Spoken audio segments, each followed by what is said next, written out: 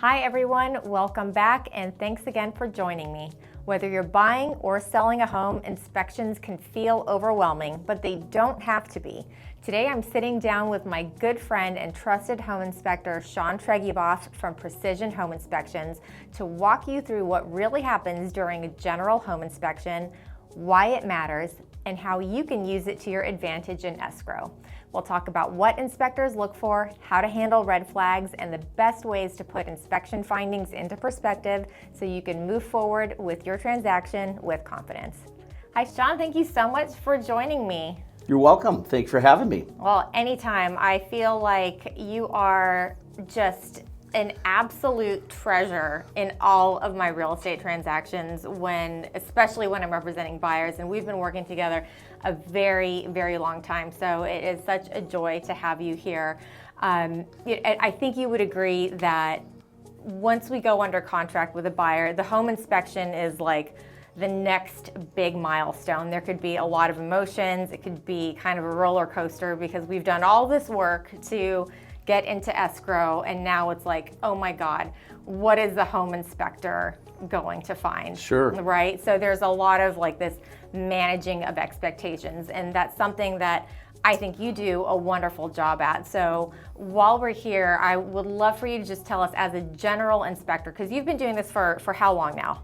29 years. 29 years, okay, yeah, that's just not your first rodeo. No. Let's put it that way. Yeah. So I would love for you to share, amongst all the different kinds of inspections that a buyer can do, talk to us a little bit about the general inspection. Well, in general, especially if I meet first-time home buyers, which is probably half the time, I always try to like to get a feel for what their knowledge is, what they're expecting. And I often give them a little bit of a quiz on asking, hey, what are the most important things of a home you're thinking of or you know about?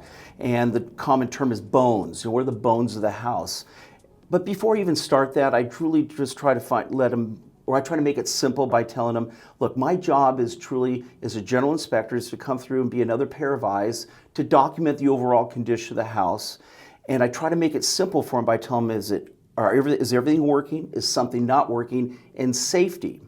So as I was talking about the bones, I first like to start with that just because trying to understand their expectations. And most of the time, they have a rough idea because you, the agent, has presented general information to them and educating the buyer on what's the process now going through from paperwork and escrow and home inspections and everything else involved in the transaction. But when it comes back to the functionality, I really paint the picture like, look at the house and I'm coming through, condo, house, commercial building, and I want to document what you see here. And I really want to make sure it really is everything working in the house, is something not working that needs servicing or adjustments or possibly corrections. In some cases, do we need to recommend further evaluation by another expert? Because as I like to say as a generalist, my level of expertise is pretty high, but I'm not the certified licensed plumber, roofer, electrician, but we have enough credentials and knowledge within ourselves to we know what we're identifying where we do need to recommend those people. Right. So besides working and not, and then safety. And when I always talk about safety is because I always like to let them know, I want to make sure your home, your condo is safe as possible. And by that is the fact that, everything you operate, open, close, is safe. Do I smell any gas detection or leaking in the house?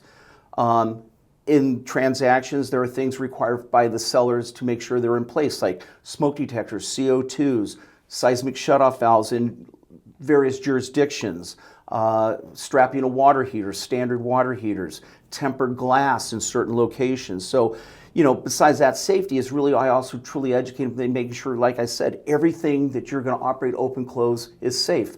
From a door to a cabinet door to a possibility where there's a trip hazard somewhere on a walk surface around the area, to loose hand railing on a balcony or guardrail somewhere. So with that then said, I go back to the bones of the house: roofing, plumbing, electrical, and foundation. Those are the most important bones, as I always tell them.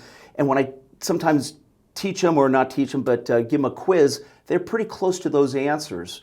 And if not, they get at least 3 or 4 of them out.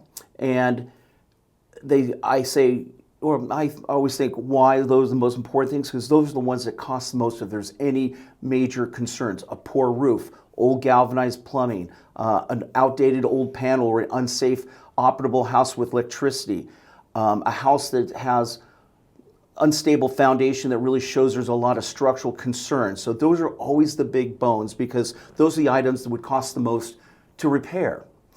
I always like to throw in the next tier would be the mechanical aspects of the house. HVAC systems, heating, air conditioning systems, the water heaters, the appliances, garage door operators. I don't get necessarily with shades and blinds and that kind of mechanical stuff, but just the mechanical aspects that stay within the house. Those are the most important things that I see. So, and I always like to share that with them. So I always like to tell them too, this is our time together. So please take time and explore the house. Do what I'm doing. Make yourself at home as comfortable as possible and go through the house. And I'm always there to answer those questions while we're here together. That is one of the things that I love about how you treat the home inspection. You really, one of the first things you do is you just kind of like set the tone and try to understand how much the buyer already may or may not know, and then you kind of give them this overview. I'm thinking back on the reports that I've received from you, and I love how you break it down into the health and safety hazards, which are usually more urgent, right? And then you have the items that need attention, right? These are things that may need some level of repair or replacement.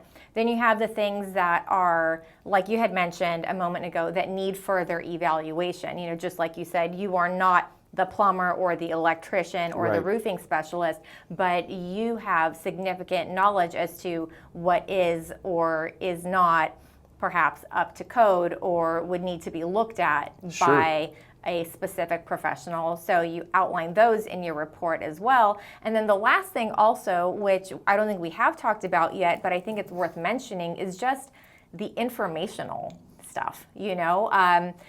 A lot of people, especially first-time buyers, they kind of don't know where the water shutoff is, or where some of the other main components are, like where the electrical breaker is. And I think that piece of the report is also really important because you're trying to help the homeowner to be know their home. So I think that's also an important piece to discuss. I want to talk about there are certain things that you do inspect versus certain things that you don't inspect as the generalist. And I know different general inspectors may have a few differences in what they do and what they don't. But can you touch on a few of the things that you don't inspect? Right, absolutely. So, as I like to tell buyers, it's a non-intrusive inspection. I'm documenting the condition of the house. And I let them know that, look, I do go into attic spaces, I do go in crawl spaces, but I don't remove things. It's non-intrusive. I'm not tearing things behind walls. I'm not being a problem solver why the switch and the light doesn't work, So when it comes to the things I don't inspect, when it usually comes to the house, is that I'm not an environmentalist. The most important thing that people always ask me, or a very important thing they ask me is, do you look for mold? Are you a mold? Are you doing mold? Are you looking for mold? Or I said, no, I'm not a mold expert. And I make it noted in my work order that I'm not, or my report. But my job is to identify if I see anything that's contains what I like to call substance growth, because I will never write mold in a report. Right, we can't. We can't. I'll let them know, I'm recommend further evaluation. I'm not a termite inspector, but however I am going through the house, I am looking for signs of wood damage caused by water, termite, or subterranean. And if I see that, I can only identify wood damage. So basically, 2 items, I'm not a mold, I'm not a termite inspector, but I have enough knowledge to put them in that right direction, if I happen to stumble or see those signs. When it comes to irrigation, sprinkler systems on the outside, I don't look at. A lot of houses have a lot of amenities. What's the word I'm looking for? An outdoor kitchen. So like barbecues, fire pits, pizza ovens, elaborate displays of, heat lamps and heating elements, fire pits, as I may have mentioned. So those are things I always note that I don't inspect, so they're aware of that. So there's accessories. When it comes to the interior of the house, when it comes to shutters and curtains and blinds, I make note I don't. It's just because often those houses don't have them, and when they do, they do. But it's clearly noted that I don't. There's a few items in kitchens. Back in the day, we used to have a custom countertop blender or a old can opener you mounted on the wall. These, Oh, I remember those. Some of the old yeah. 1950s, 60 houses, some of these extra kitchen accessories I don't look at. Now, surprisingly, I don't look at washer and dryers. Some inspectors may go ahead and do that.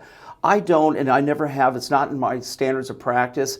I look at the laundry area, all the connections, the gas line, the venting, cabinetry, but we don't check the washer and dryer. It's just one of those things where it was like 50% of the time they stayed with the house and 50% of the time they don't. Right. I always note if they do stay, consult with seller and operations, and if possible, be included in a home warranty. Which we do oftentimes, Sure. in the purchase agreement when I'm writing offers, I'll consult with the listing agent and ask, Right. hey, are the washer and dryer included? And if so, we will, in most cases, write in a home Right. warranty policy Yep. for that.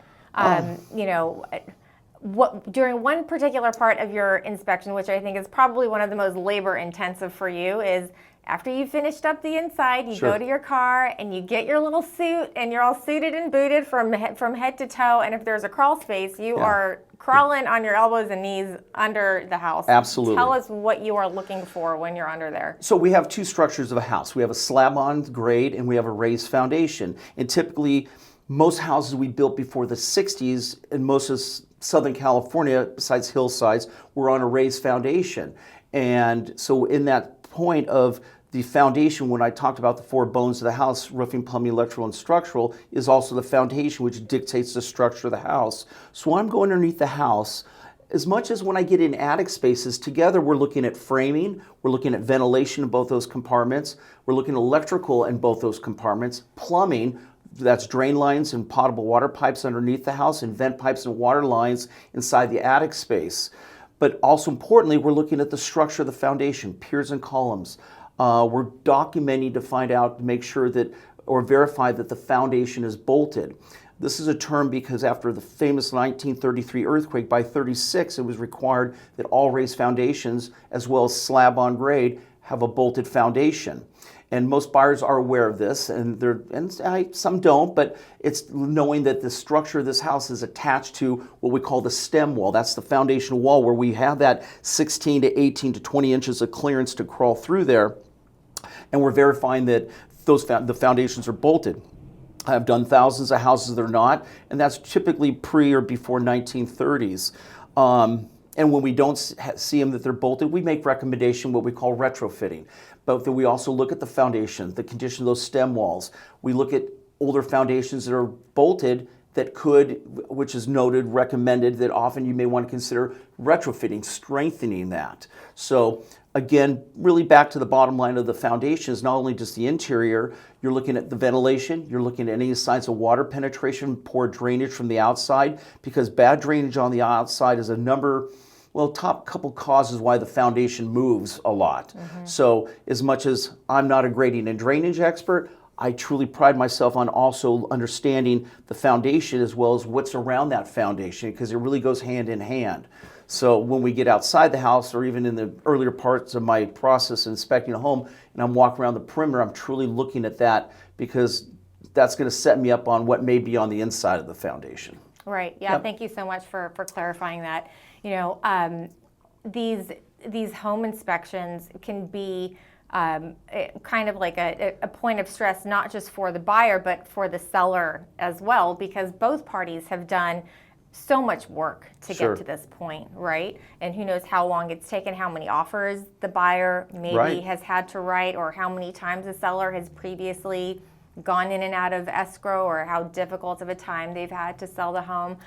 So I think a lot of the managing of expectations falls upon the real estate brokers to kind of to talk to their clients and just set the tone. And one of the first things that I tell my clients, whether I'm the listing agent or the buyer's agent, is look, the inspector is going to find something. Correct. If they don't find something, they're not doing their job. Hear, hear. Okay? And more often than not, it's more than just one thing. Even in brand new construction, and you and I have closed several brand new construction properties before. We know there's way more stuff. There's like a laundry Yeah, list of stuff that comes up. The reason I'm bringing this up is because it's not always the inspection findings themselves that could be a deal killer.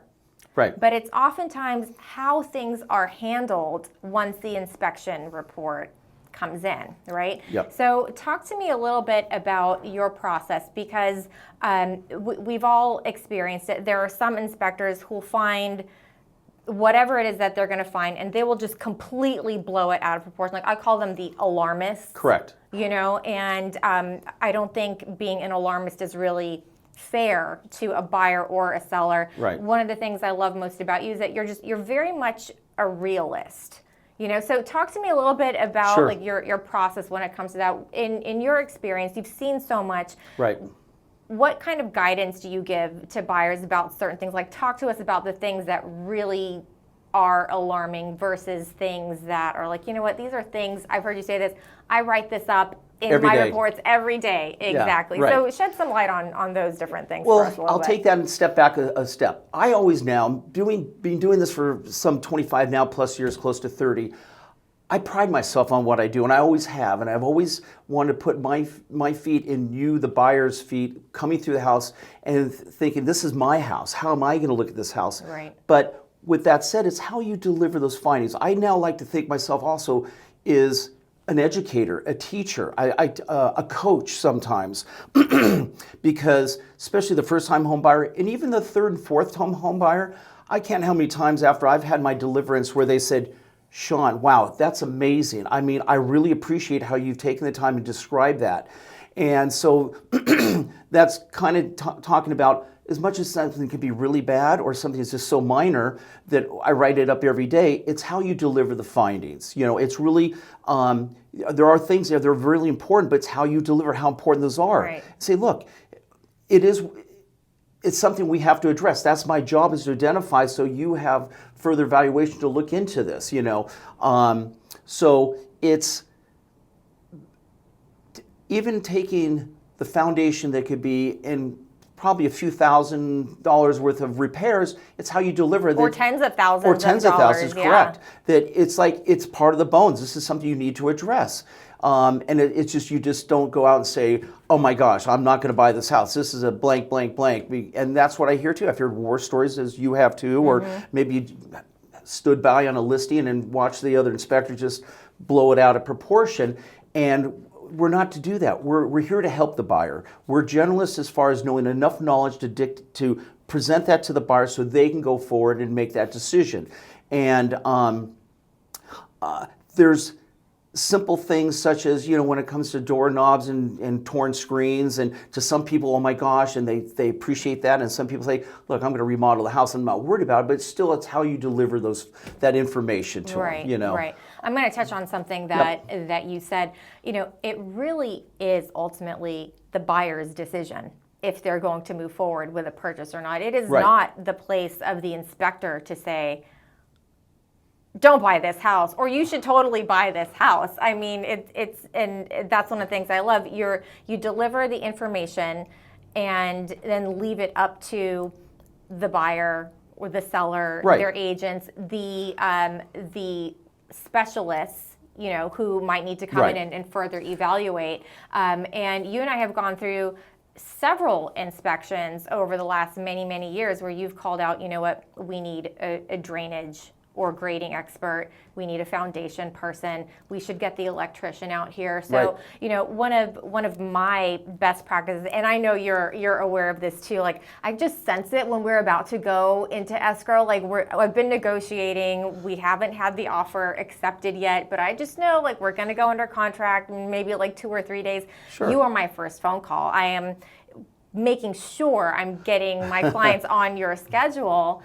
And that way we get in there early enough in the process because, you know, as a buyer's agent and the inspector, we have certain timelines that we need to operate with. Exactly, contingency periods that we need to operate within. And so, you know, getting you as a general inspector along with it, you know, I mean, I have like the entourage of specialists as well as you coming in on the first day as appropriate for the home and as the buyer wishes after I educate them on what their options are. You know, we have a whole team of people coming in on that first day to get as much information about the home as possible and kind of like front load that so that we do have enough time in the escrow process that if we do need to get the HVAC person or the foundation person out there, that we have sufficient time I just to wish in this, do that. I'm sorry, I just wish in this world we, I know a little bit about real estate. Like, what happened to the old 20, 30-day contingency periods? Now it's like 5 and 7. It's like so far gone and now. then there's, we're so busy, and then there's all, it's difficult sometimes. But I understand you want to get it in on that first,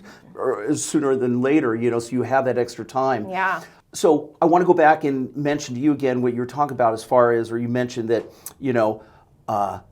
when I come up with my findings, I tell the buyers every day, I can't tell either party to make repairs. That's not my position. My job, again, is to present the information so you sit together with counsel and determine how you want to go forward. And often you'll come up with what's called a request for repair. Thank you, yes. request for repairs. But I do note to the buyers every day, based on different cities and jurisdictions, there are always a couple things that escrow won't close without those compliance, and that's the retrofitting when it comes to, like in the city of Los Angeles, smoke detectors and strap-in water heaters and seismic shut-off valves and low-flow toilets. But those are only the few things we talk about, and if it's noted, we know those get done. Everything else is, outside my wheelhouse. I can't tell people to do anything, Well, I'm so glad you brought that up because per the California Residential Purchase Agreement, the seller is not obligated at all to make any repairs outside of the ones that you mentioned that are mandated by the state of California or the county or the city, whatever jurisdiction that the subject property is within. Otherwise, the seller really doesn't have to do anything. So that's why your report, and in conjunction with any other reports that we do, are so very, very important, because the next stage after that is once we collect all of the reports. I love that you also make yourself available to the buyer to go over any of the reports if they have any questions. Like you follow up with them, you give them the opportunity to ask questions so they're really clear. And then I sit down with my client, I'm representing the buyer, collect all of the reports, and we just go through everything, and I categorize them like, what is health and safety, what's really urgent, and in fact, backing up, I tell my clients from the very beginning, especially when I'm representing buyers, do not go into this transaction thinking that we are just going to have a field day asking the seller to remodel or upgrade a house. I mean, we know visually when we walked into the home before you wrote the offer, generally speaking, what condition it's in. Is it up to your tastes in terms of upgrades? Is it up to your expectations? We can't. The point of these inspections is not for buyer to say, great, now that we know all of this stuff, we're just going to ask the seller to do everything.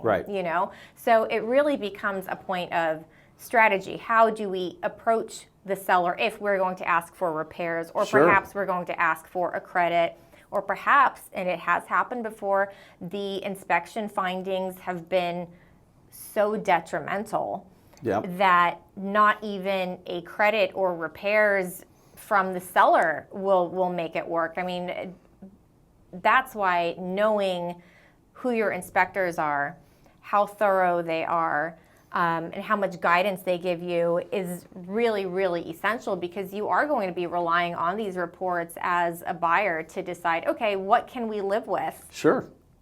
Absolutely. So I think that that's really key. And then also from the seller's perspective, the sellers are going to be getting all of these reports. So we need to make sure that that everything has been detailed, and we have the backup documentation for it, because if they are going to agree to give a credit or do any repairs, they need to know that it's justified. Absolutely. Yeah.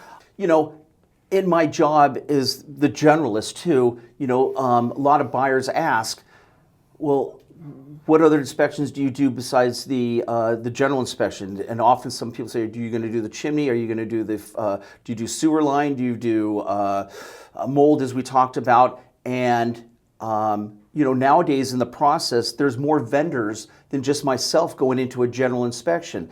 Typically, and I don't know if you're going to maybe talk about this, but I always find that really what goes hand in hand with myself as a general inspector is the termite and the sewer line.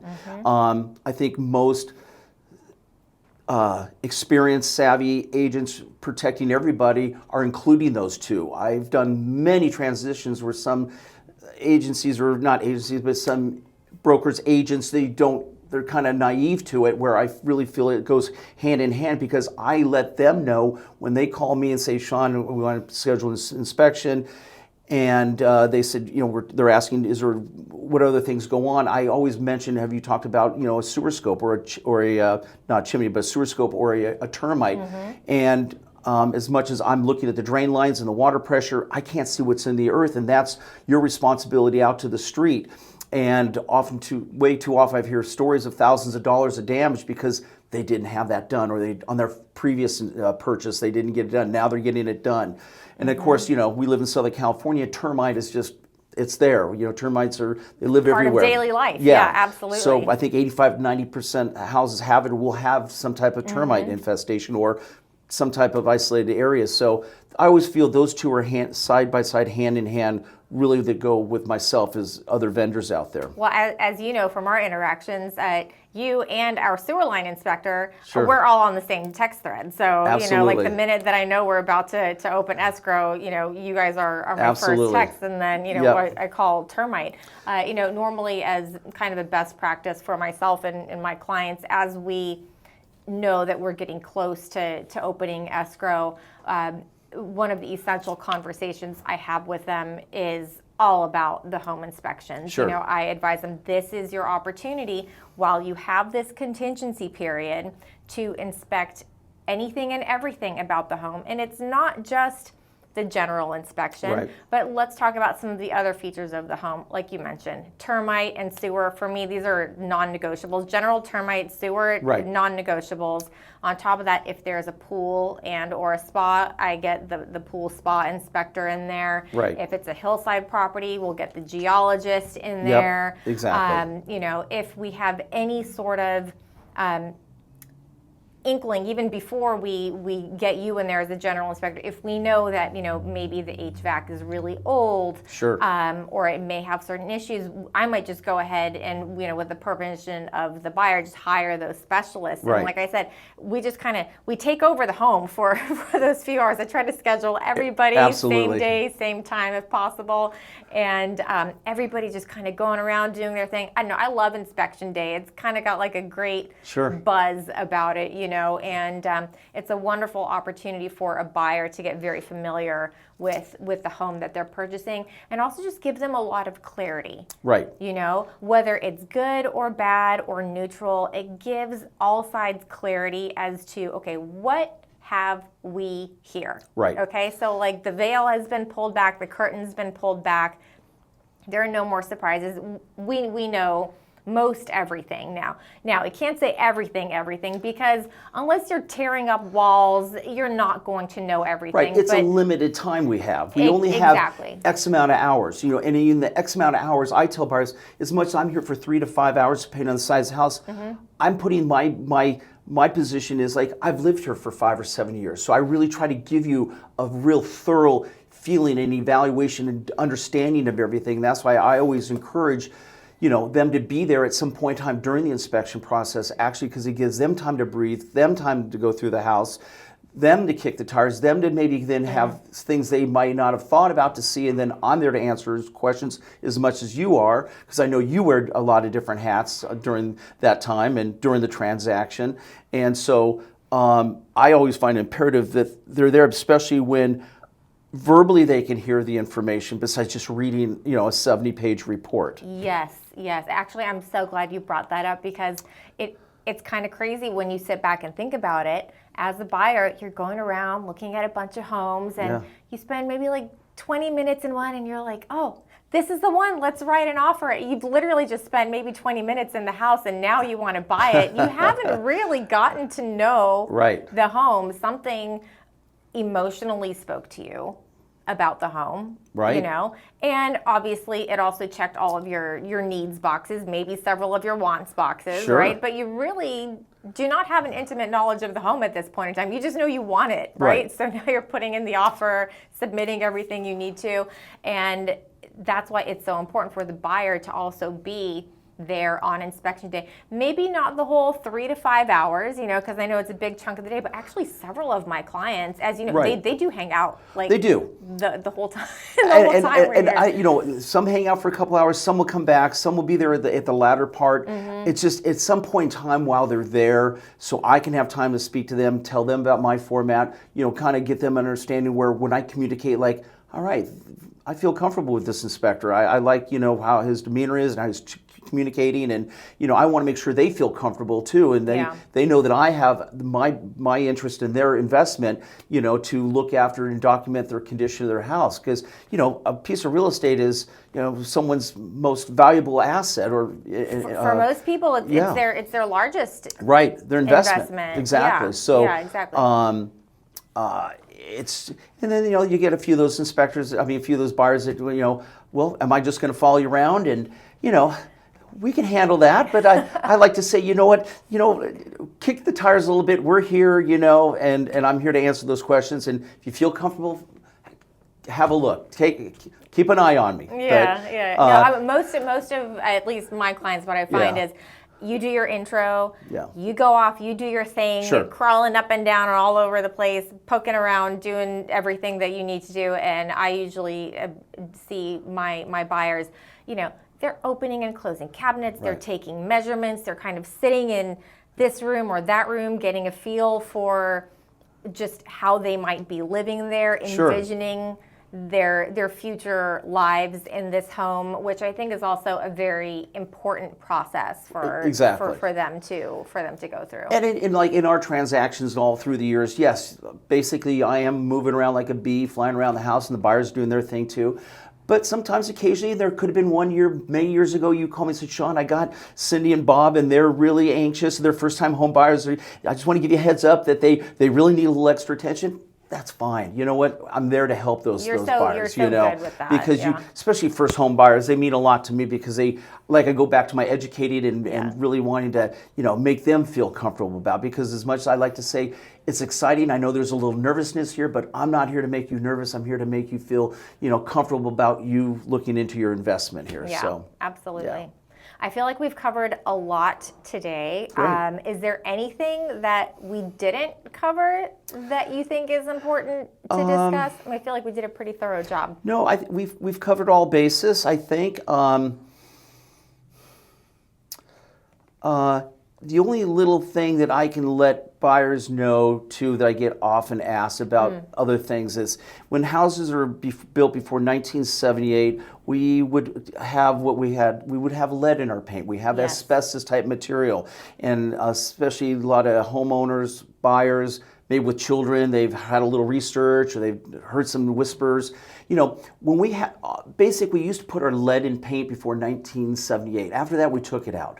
In all my 9 years of inspecting, I've had only 2 buyers bring in someone to do a lead test.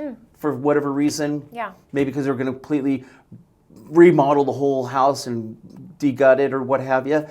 But often I do get asked a lot is, what about asbestos? I said, I'm not an asbestos or a betterment expert, but on a weekly basis, I do walk into a house where we have old cottage cheese popcorn ceilings, transite vent pipes. This is clay material vent piping for our old wall heaters or furnaces or water heaters and sometimes floor units. Then we have old linoleum vinyl flooring, or we'll have old ductwork in an attic. And when we see these materials, it's just an informational thing that I let them know, look, it's harmless. It's nothing to hopefully panic about. You just don't disturb it. Don't eat it, And truly, if you really need to get rid of it, there's options, and you can have it removed and by a asbestos or betterment expert for a fee of some sort. But it's just something often gets asked, and I see often where it's part of our houses, our older homes that we used to build. Right. Yeah, I'm really glad you brought that up because there are certain, obviously, health concerns, environmental concerns between asbestos and lead-based paint. Right. And you're right. For example, like with asbestos, if it's not disturbed, you're probably fine. Okay. You know. But the key is if you're going to start remodeling, upgrading, and I tell this to my clients, this is not something you just want to DIY. Right. I highly, highly recommend you get the asbestos specialists, you get the environmental Sure. people out there, have the experts handle it, do it the proper way, get the proper documentation, because if/when it comes time to sell the home, Right. okay, they're going to need to provide these documents and along with their disclosures Sure. as well. Did you do any remodeling to the home? Was any work permitted, unpermitted? So were there any lead-based paint surfaces that were painted or disturbed or sanded, et cetera? And these are Absolutely. things that, as a seller, once you become a seller, you want to make sure that you're just doing everything on the up and up. Absolutely. For your sake and also for your buyer. And I'll just add a little add to that too. When you do go into a house, I go into a house, I'm always aware of like new construction, like you mentioned, water heaters, furnaces, roof materials, extensions, additions, changes. I always put a note too, just as much as I'm looking at, again, the functionality of the house, I try to help give a little bit more guidance too on records, because it's not doing extra homework, or maybe it is a little extra homework, but it's just making sure that any additional information you have about that house is important as far as the permits, and things don't get permitted a lot, but and if something doesn't look right, I know it's not looking right, I'm going to call that out, but just helping them have more documentation and clarification on the history of the house. Yeah, I know. I'm glad you brought that up, because during the contingency period for investigations, there's a reason why I don't just call it the inspection period. I Right. call it an investigation period, because a lot of times when you just say inspections, people think, oh, it's just something you Sure. hire an inspector for, but it's also important to investigate on your own or with other appropriate professionals, other records of the property. One of the first things I do, even before I write an offer, to be honest with you, I'll go, if the home is in the city of LA, I'll go into the LA DBS. Right. I will look to see, okay, the home in the MLS, the listing agent said it's a 5-bedroom, 5-bath home at, 4,600 square feet. Mm-hmm. And I'll go into the LA DBS records and I'm like, oh, that's funny. Mm-hmm. It's showing that it's actually 3,000 square feet. Where Right. did this other 1,500 square feet Exactly. come from? Yep, exactly. And by doing that kind of diligence, at least, I would rather know. I would just Sure. rather my buyers know, like, hey, there's a discrepancy here, and that's something we can go to the seller. Now, that's not an inspection. That's not a general inspection No. I didn't hire an inspector for that, but, I Right. went the extra mile, looked up these permits for, investigation purposes. It's something we can go to the seller with and say, hey, look, city records are showing this. You're Mm-hmm. advertising this. It's possible that the city may have just forgot to, document Sure. a permit. Do you have that? Yep. Yep. So that's all. It all goes hand in hand with the general inspection and the whole investigation period. It's such a crucial part of a deal for a buyer or a seller. So it's important to really look into as many elements of it as you can. I'd like to add a little word to that. Is not during the when COVID started back up in 2019, and then the market just kind of took a different direction. Everyone needed a home, and I kind of came up with a few neighbors used to call me Mr. Essential, because in fact my job is essential to the transaction, like many positions your job is, and it's surprising when some people just void that process of not even going there and looking into understanding what they're buying, unless I get it. Maybe there's an investor who just all he wants is the land and he doesn't really care. But it's interesting that we are essentials to help out those buyers out there. Absolutely. And I think I'll probably just wrap it up with this last comment that I think flows really nicely with what you said. It is surprising that some people just don't want to inspect certain things. Inspections, your investigation period is not the time to be penny pinching. Right. Seriously. I'm going to talk to the viewers out there now.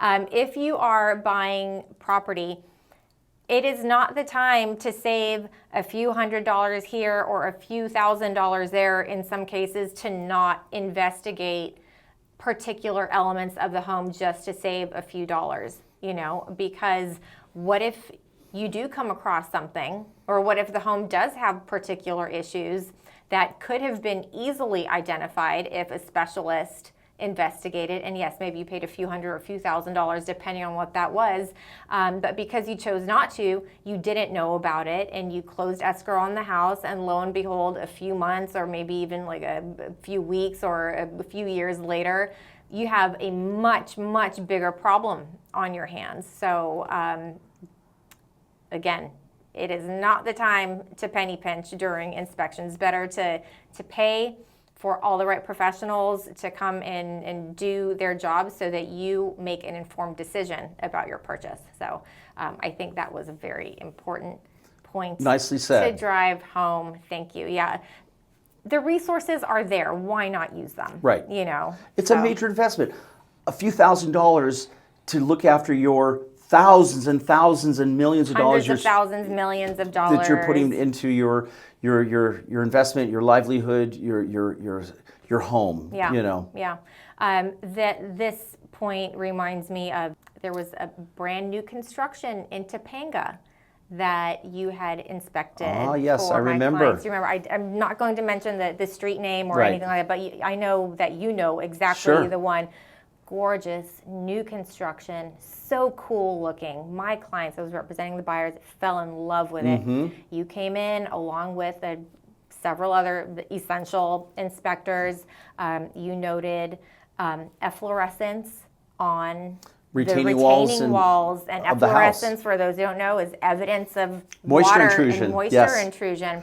So per your recommended further evaluation, we got the geologist in there, we got the foundation and drainage experts in there, and after their findings, it was a very painful decision for my buyers because they were so emotionally invested in this home. Yeah. Like it looked like everything that they had wanted. The issues were so severe on brand new construction that they decided to walk away Yep. from the deal. Things always happen for a reason, and the stars aligned, and I found them an even better home for their needs, and they're absolutely thrilled. But I'm going to go back to that home because what happened is that home, the person who built that home, who had hired a contractor, she was not a home builder. Right. She had hired a contractor to build the home. She ended up needing to sue that contractor because he just disappeared. He disappeared off the face of the planet, was not being accountable for that's terrible. anything. It's terrible. That's and this terrible. poor woman, this poor seller, Yeah. ended up losing a giant investment. She Yep. ended up losing so much money on this. And it could have been very easy, for my buyer clients to be like, you know what, I had some efflorescence. The geological inspection and the foundation inspection Right. alone were thousands of dollars. I mean, Right. not cheap. No. But they could have easily said, you know what, the house looks so great. It's new construction. How bad can it be? That could have been the first of many other things. Oh my gosh, that it could have completely snowballed. could have existed or could start to exist Yeah. because of defects in the construction. Yeah, and so unfortunately, Yeah. that particular house ended up being such a nightmare for that poor seller. I mean, my Yeah. heart goes out to her. Just a terrible situation. And fortunately, it didn't end up being a terrible situation for my clients Right. because they decided, you know what, this is a giant investment for like a multi-million-dollar property in Topanga. Let's spend this money. Yeah, it sucks, we don't want to spend more money than we have to, but this is really something that we should investigate. And Sure. it really protected them Yep. from a very, very big mistake. Yep. So, Absolutely. I want to thank you so much. My pleasure. Not just for being here on the podcast with me. I know how busy you are, and so for making the time for me, I so appreciate it. But also for being, for the last 20, however many years, Yes. For being a very trusted advisor to me and my clients. Well, I It's been appreciate such you a joy. taking your feelings and allow me to come to share what's kept you and your clients happy and satisfied, and with the years past to share a little extra knowledge going forward. Thank you so much. My pleasure. Thank you My so pleasure, much. absolutely. Well, thank you all so much for joining me again. It is just always such a joy for me to bring information your way that I hope you'll find valuable in your real estate transactions. I'm here for you if you need, and until next time, take care.